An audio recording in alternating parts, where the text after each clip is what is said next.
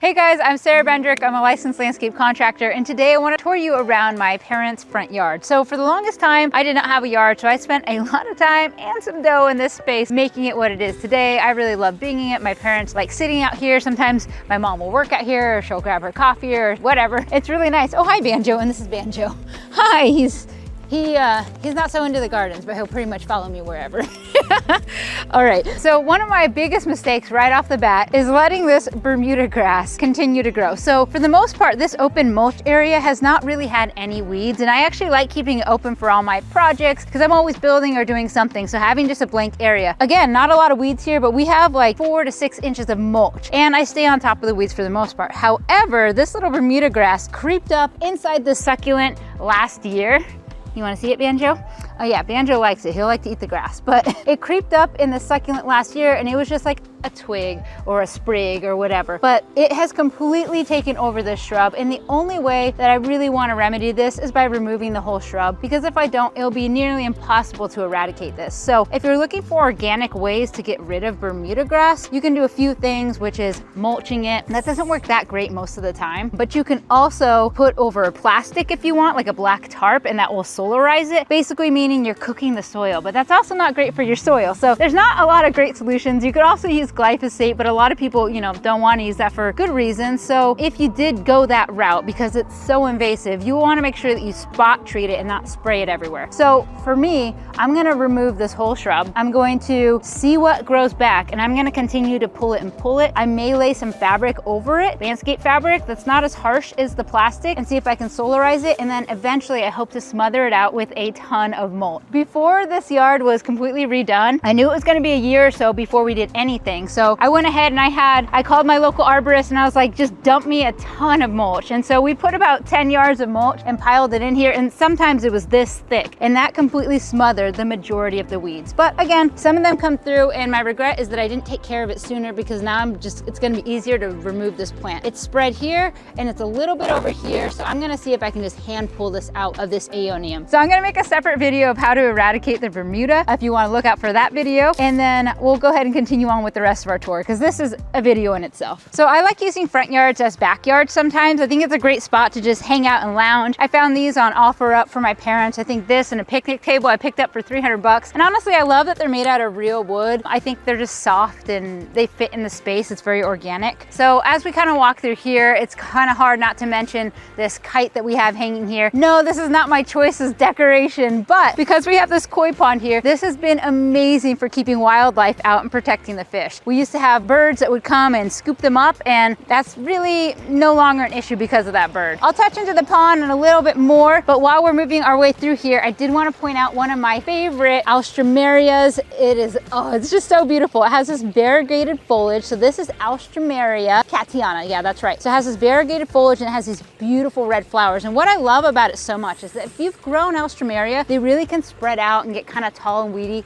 great cut flowers. But this one stays more in like a basal form. As you can see, most of the roots are coming from like this base and kind of coming out, making a nice round form. So this is great for a smaller garden, or just if you needed a punctuation plant. I have a few more that I keep in my nursery back here that I plan on putting in. So whenever I'm doing landscaping and I end up with extra plants, oftentimes they'll end up here. I try not to put every extra plant in my parents' yard, or else there wouldn't be a lot of rhyme and reason. So I have these that were just extra from somewhere else. And yeah, here, the Catiana colorita. And this is grown by Monrovia. I believe other growers grow it as well, but just this beautiful foliage. Surprisingly enough, this was actually the same plant. And I don't know, this is colorita Kate, so maybe it's not the same plant. But sometimes plants lose their variation and go back to like their natural state, which is typically just solid green leaves. So these are one of my favorite plants. I absolutely love them. And when I put them in clients' yards, they love them too. One, they bring this brilliant color, especially right now we are in late fall. It's November, and it's just full of color. So we're here in Southern California, but this plant grows in a lot of different regions, and it's drought tolerant. It's called Tagetes lemoni, something like that. And it is, common name is Mexican marigold. But just brushing against this, I wish you guys could smell how wonderful it is. It just smells so good. So easy plant to grow. This is it at its mature height and width. This is something that we cut down easily. This one over here was also kind of cut down. It hasn't grown back as strong, but it will. You could beat the heck out of this. Like if Banjo runs into it and you break branches off, not a big deal. They'll come right back. Now I want to touch base on this plant in particular. It's actually very rare. So it's a dusty miller, but it's not the dusty miller that most people plant. It actually has purple flowers, which is so cool. So I was actually gifted this by my friend Domenica, and she used to work at a nursery I shopped at that has since closed, but it's just such a cool plant. And in fact, I never planted it. I just put it here because I was like, it's so cool. And so it actually rooted out of its container. I'm too scared to take it out of the container and actually plant it at this point. So it's just gonna live here for right now. But when you see this bloom, I'll see if I have any photos to add, but it's just so cool. And I absolutely love it for this silvery foliage, perfect for like a moon garden. Now I like that it goes with this succulent here, which I actually don't know the name of this. These were extra from somewhere. It started in a 1-gallon pot about 1.5 years ago, and it's taken over this space, but that's fine. It's drought tolerant and it's covering the soil here. This flagstone patio, we dry set this. It's a mixture of a chocolate and a bluestone. So these are typically out of Pennsylvania. I got these from Southwest Boulder and Stone, and it kind of creates like a little central area. Now I don't love that I have my lounging chairs stacked on my fire pit area, but it works for us. It gives me my open space. That's really my priority. And so behind me, we have this, the pond here was something I did in collaboration with Aquascapes. They actually brought out a ton of people, and we built this pond in one day. And really when I say we, they did, and I was kind of like, hey, what's up? They think I have food. I don't. I'm just here to talk about you, that's it. I'm sorry. Look at, they're all open mouths.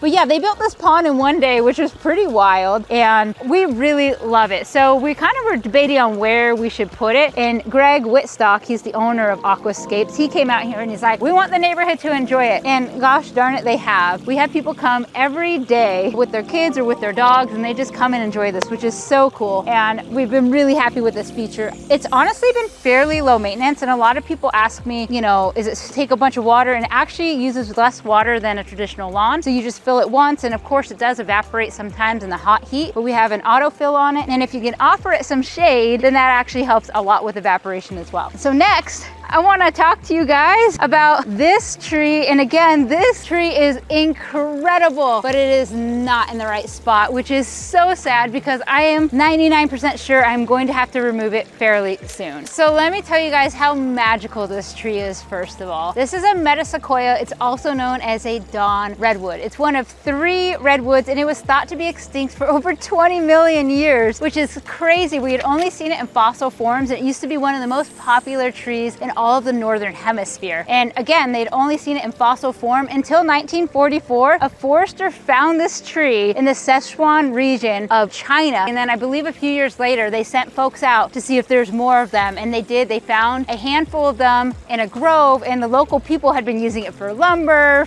for their cattle, and a bunch of other stuff, which is so crazy. So it is critically endangered, especially since it's only found in this very small region. But since then, obviously, it's been taken on by the horticultural communities, and so I was able to get one. This was actually gifted to me with the pond, and I absolutely love it. But here's the problem, is that it easily can reach 100 feet. So depending on where it's planted, you might expect it to be 50 feet, 60 feet, 100 feet to 160. So it's really just gonna depend. The big problem we have is its height, and it's a fast grower. So one, I don't like that it's stacked on top of my Palo Verde. You can actually see how my Palo Verde branches are kind of arcing right over it instead of coming out this way, because this is kind of in its space. But maybe most importantly, it's planted in the pond. And I am so sad because I know it's a really limited time I probably have with it, because I don't know if you'll be able to see from here, but we have roots just curling in and around. And so when you're building a pond like this, you have a pond liner. And when you get trees and plants that are really tall and aggressive, they'll start either puncturing through, creating a leak in the pond, or they'll just push the liner down and grow out, meaning you'll also have water leaving, and then it's not very sustainable because you're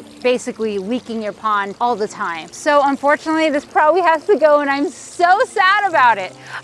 It's just such a beautiful tree, and I don't know if I mentioned or not, but it's the only of the 3 that is deciduous. So right now we see it in its fall color. It was bright and vibrant green. The leaves look similar to the redwood trees, but they're a little bit different. And then it's gonna drop all its leaves and go bald pretty soon. So I just haven't had the heart to take it out yet. So you can see the liner goes about here. I have a crack in the liner right here. Luckily it's above water level. And then these, look at that guy. This is in the pond, this is in and out of the pond. It's just braiding the side of it. And also I can see that I have some moisture here. most likely a little bit of seepage or capillary action because my water level is fairly low right now. So I want to touch base on this salvia leucantha. Typically you see this purple flowering. In fact, my 3-year-old niece was like, this is weird, it's white, they're usually purple. I'm like, wow, you really pay attention. But yeah, you don't see the white very often, and honestly for the first year and a half I wasn't very impressed. I thought about taking it out and I'm glad I left it. It's kind of like at the end of its flowering right now, so it looks a little scraggly, but actually I think it makes a really nice accent. I'm really happy with the color. So it's called salvia leucantha white mischief, which it has the same kind of form and look as the purple version, but a little bit different. And then there was other playful elements we added, like the balancing beam. My nieces really love it. They helped build it actually, and it's just kind of fun to play with or add some of these elements. I just had these redwood stumps and 4x4s. It was simple to put together. It also works as a bench, so if I'm gardening here with my parents, sometimes we just sit on it. And then the Palo Verde, I got this for like $60 like 4 years ago. It was like oversized in a 15-gallon container. It should have been like a $400 tree. But anyways, we planted it here. More or less, I'm happy with the form. What I really love about this plant in particular is that it actually photosynthesizes through its bark, which is not very common, and that's why it's green here. But as you can see, its leaves are so little. I don't want to call them pathetic because it's a beautiful tree, but look how tiny they are. So as you can see, that they're not collecting a lot of energy, making its bark here also important for it to take. And then of course this drops leaves during the fall and winter, and it will come back in the spring with more and also flower these beautiful yellow flowers. Another decorative feature we added was a little separation from properties using these out deco panels. So we stuck some 4x4s in the ground, and then we just attached these to them. Like the natural color, they're made out of real wood and wax that's compressed really tight. So they're designed to be used in the exterior. I'm debating whether I want to paint them now because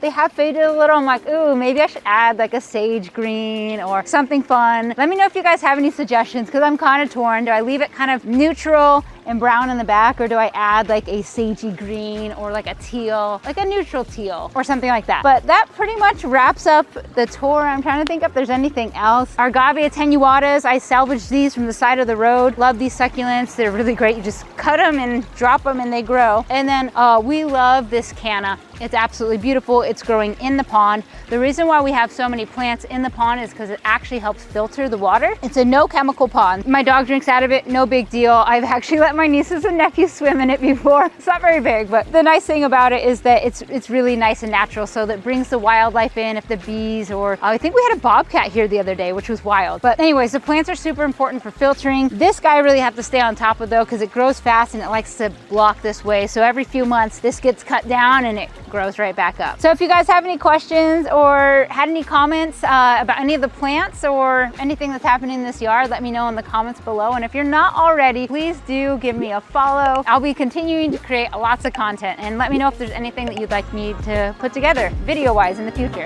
Thanks.